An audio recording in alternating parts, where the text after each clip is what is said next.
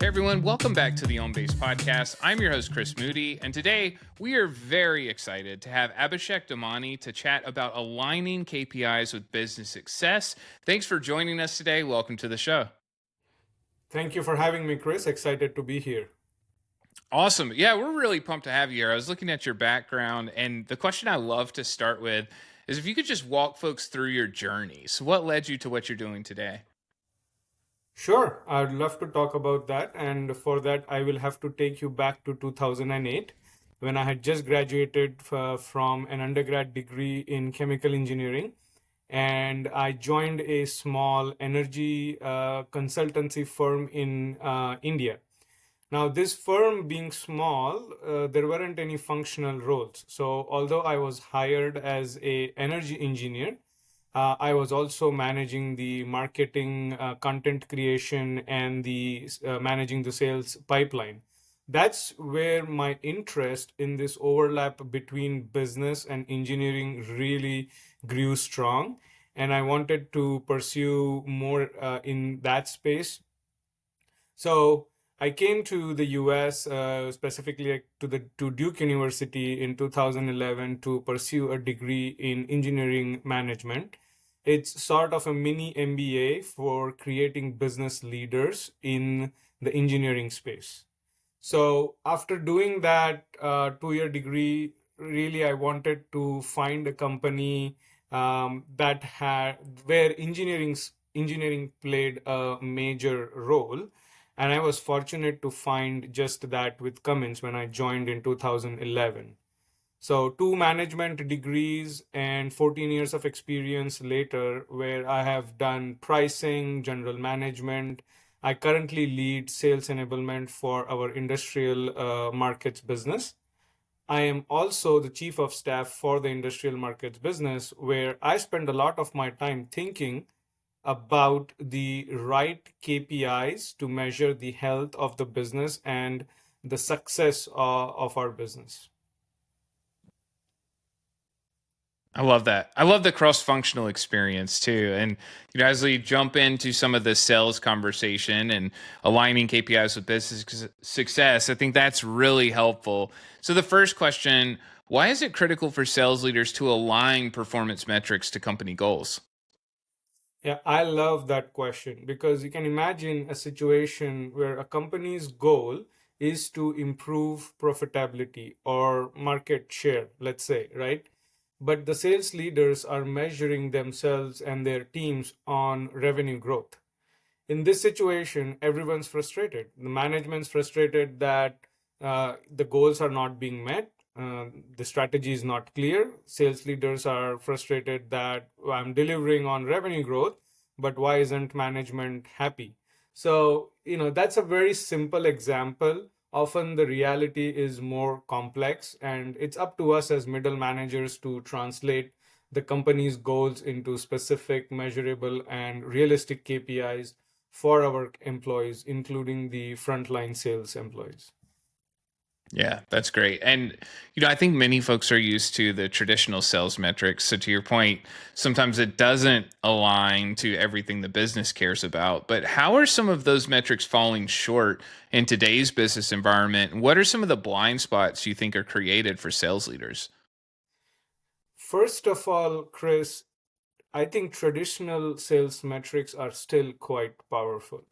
I don't think that there are a lot of companies out there that can claim to be world class in measuring and taking actions based on these traditional sales metrics like win rate or velocity, etc. Right? So it's important for us to be able to first measure these fundamental KPIs before we talk about sort of the more advanced metrics. So now, coming back to your original question, there are some shortfalls of these KPIs, right? They're not perfect, they have some shortcomings, particularly in times of change, like what our industry is going through right now. You think decarbonization, you think AI. These traditional metrics or operational metrics, like I like to call them, uh, don't enable sales leaders to contribute to long-term strategy or innovation, because they're really operational. They're in the day-to-day. You're talking about, sales, you're talking about monthly targets, and they're not focused on the long term as much. So I think sales leaders need to think about metrics around customer goals, strategy, pain points, to then guide their own company's priorities around these emerging trends.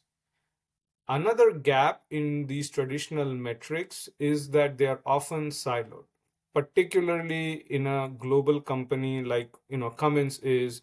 We have an account leader or a sales leader here in North America dealing with a customer, and another account leader in Europe dealing with a sister company of that same, parent company. So now we have two faces to the same customer, one in North America, one in Europe, and they are both sort of, if they are both not measuring themselves on the same KPIs, then it creates a very different experience for the customers in North America and in Europe. So some of these traditional KPIs fall short and cannot break through the silos that we have today. Yeah, I think that's great. And you hit on the silos too. I know that in marketing, this is oftentimes the case as well. There are traditional metrics, and then there are metrics that are really aligned to what you're trying to drive, especially as we think about brand versus demand and pipeline creation, revenue creation. So we certainly see that. I'd love to hear, what are some of the key performance indicators that are emerging and you feel are game changers for sales performance evaluation? Yeah. So we don't see any I don't think there are any universal game changer sales KPIs. Rather, the way I think about it is, you know, identifying KPIs that connect directly to a company's strategic and operational priorities. So let me give you an example, right? One of our goals at Cummins is to collaborate with our customers to reduce scope 3 greenhouse gas emissions.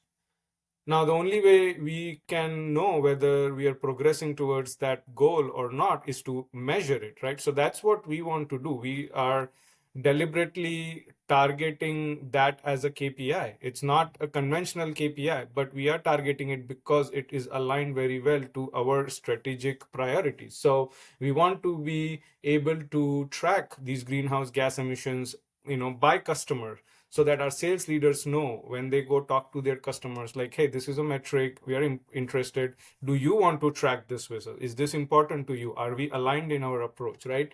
So I think this drives this willingness to jointly collaborate on things that are a priority for us as well as for our customers. So I think that's how we think about sort of game changer KPIs.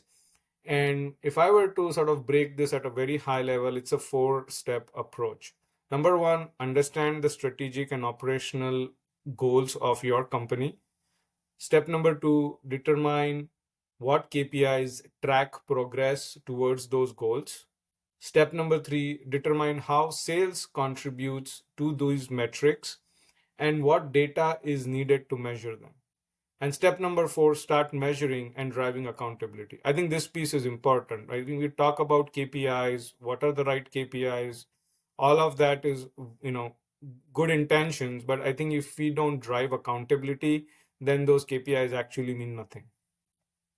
Yeah, that's awesome. I love the four-step process too. I was going to potentially unpack, well, how are you implementing it? And can you talk about input details? I think the four steps actually works for any key performance indicator for each company, right? It's find what matters. How do you measure it?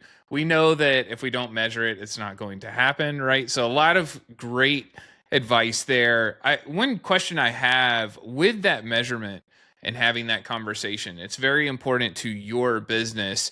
What does it look like now? So is that an ongoing conversation where you're tracking and kind of continuing to drive that behavior? Or even if it's not that specific KPI, you could pick a generic one if you want, but how do you keep that in the forefront and make sure that the importance is always there? We track them through dashboards. There are dashboards at the leadership level, and we are committed to tracking them every quarter on progress. We also put these KPIs on our work plan. I think the idea of what we call them as SMART goals, so specific, measurable, actionable, realistic, and time bound. We put a lot of effort. Actually, around this time, the start of the year is when we spend a lot of time thinking about what our work plan is going to be for this coming year, and what KPIs are important to measure how we are progressing against those work plans. And then we have quarterly reviews around these KPIs. So definitely these KPIs are front and center for us. And then as you go across, because Cummins is a global company, so the KPIs that somebody in the other part of the world would have is a little different than what we have here. But then they have the correct measures in place and discuss it with the leadership team as well. Awesome. Yeah, a great job answering that. I think it does vary by region, different countries. We're seeing that a lot too, and the things that we track. One question that we get a lot, Abhishek, is how are you using AI in sales? So, are there any use cases that stand out that you think are worth sharing? Yeah, Chris, AI is the hot topic of the day. And definitely there are some use cases that we are exploring. It's very early days for sure. I think the big sort of challenge is to figure out how we can put guardrails around confidential company information while still leveraging the capabilities of AI, right? I think AI makes a lot of sense when it has access to all of this data that's available on the internet, but then you can't really, make your own company data public for it to be able to use it. So we are trying to find that balance where we can use AI. Having said that, we do have a couple of places where we do use AI today. One is very simplistic, taking and summarizing meeting notes. I think I've saved a lot of hours just after meetings. I used to previously sit down, type out all the meeting minutes, but now AI does it for me. I can send a quick summary with action items very quickly documented. Probably saves me about half an hour every meeting that I go to.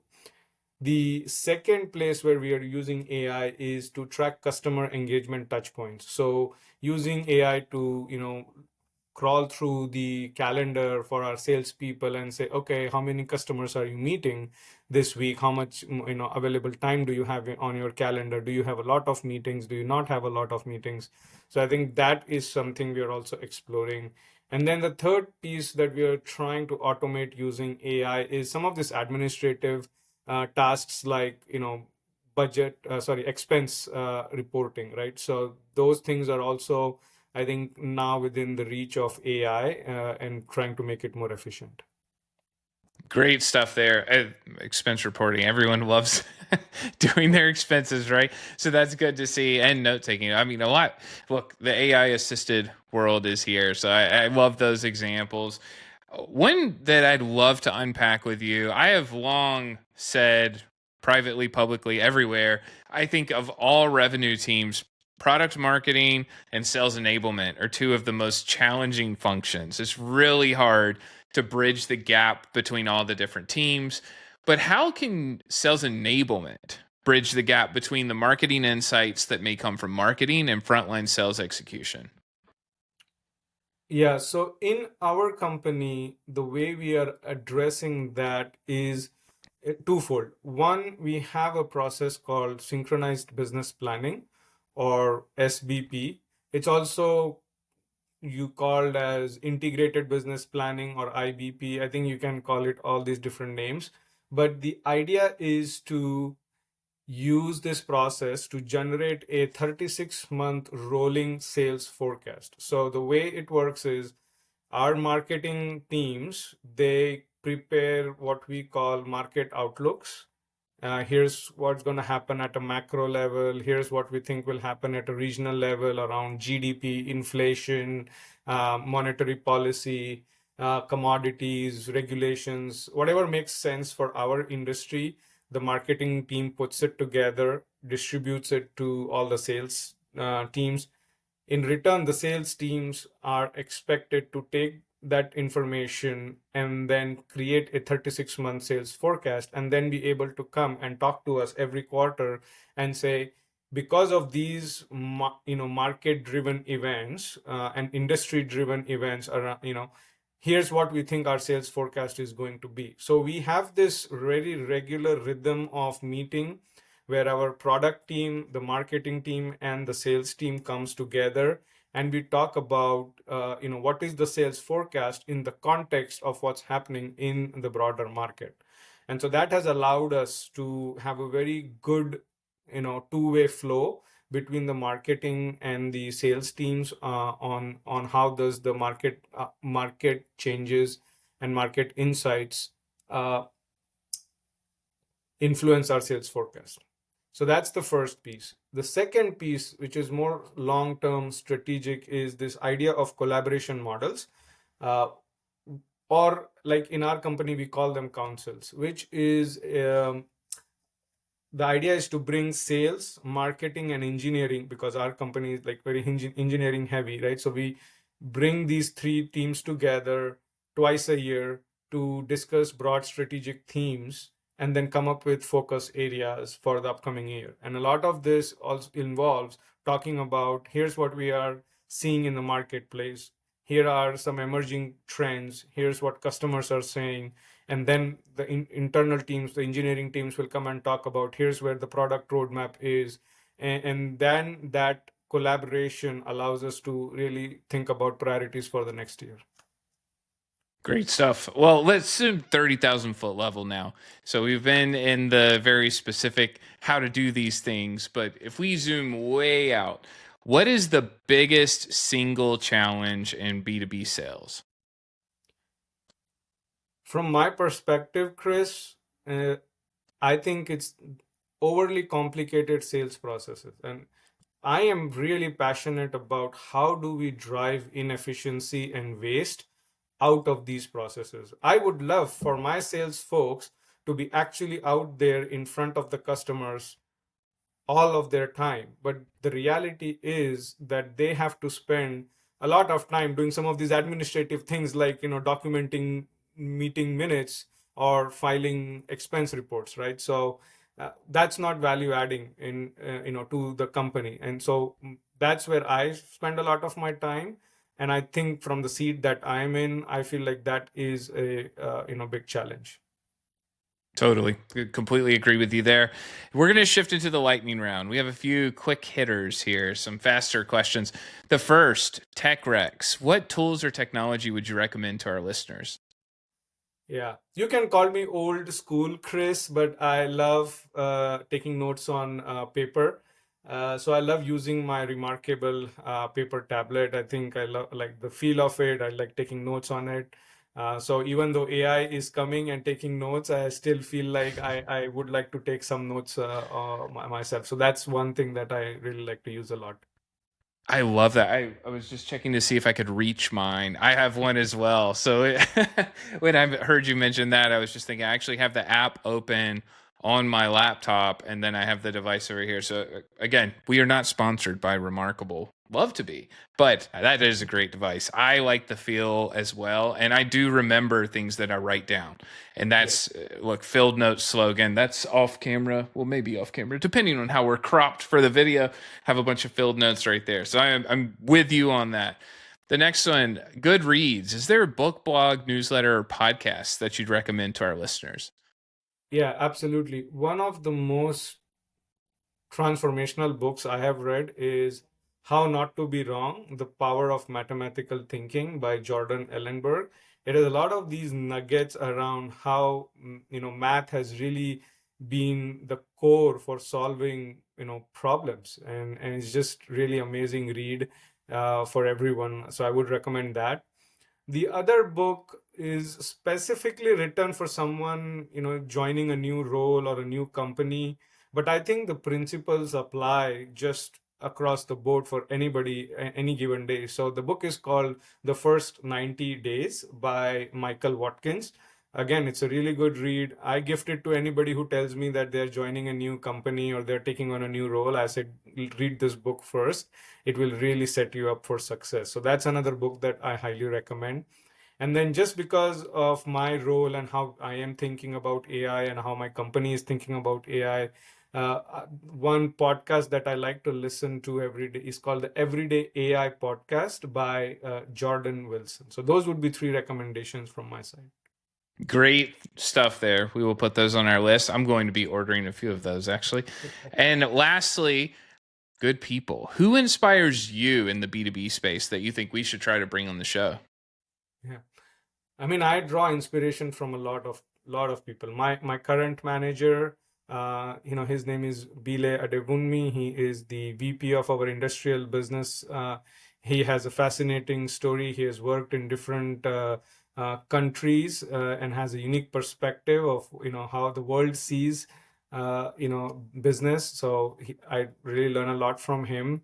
Another inspirational B2B leader is Erica Baird. Again, she is in Cummins, and she is just a force of nature. Everybody loves her.